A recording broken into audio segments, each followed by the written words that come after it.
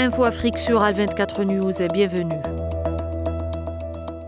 Des filiales et structures relevant du groupe pétrolier algérien Sonatrach et des compagnies libyennes dont la compagnie pétrolière nationale ont signé jeudi à Alger 4 mémorandums d'entente pour renforcer leur coopération dans les domaines de la géophysique, des services au puits, des analyses de laboratoire et de la formation. Ces accords visent à consolider le partenariat stratégique entre les deux pays dans le secteur des hydrocarbures et à promouvoir le transfert de connaissances.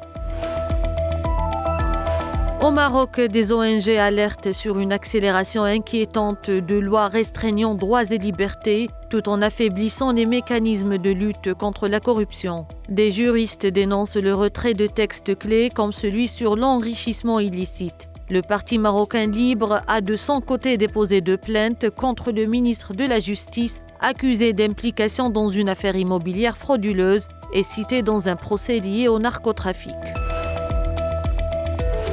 Par ailleurs, le Maroc a vivement réagi contre l'entreprise espagnole de livraison Glovo, accusée d'avoir diffusé une carte séparant le Sahara occidental du territoire marocain.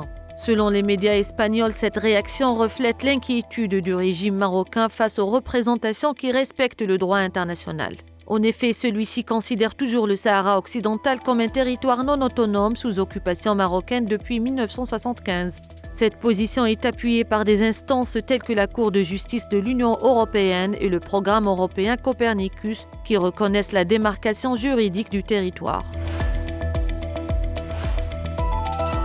L'armée nigériane a affirmé avoir tué au moins 95 bandits armés mardi lors d'une opération conjointe terrestre et aérienne près des villages de Warari et Ragada dans l'état régional du Niger dans le nord-ouest du pays. Selon un rapport d'experts onusiens, l'intervention a permis de contrecarrer une attaque criminelle planifiée. Un soldat nigérian a été tué. Ces groupes armés actifs dans les zones rurales vivent du racket, des enlèvements et du trafic d'armes.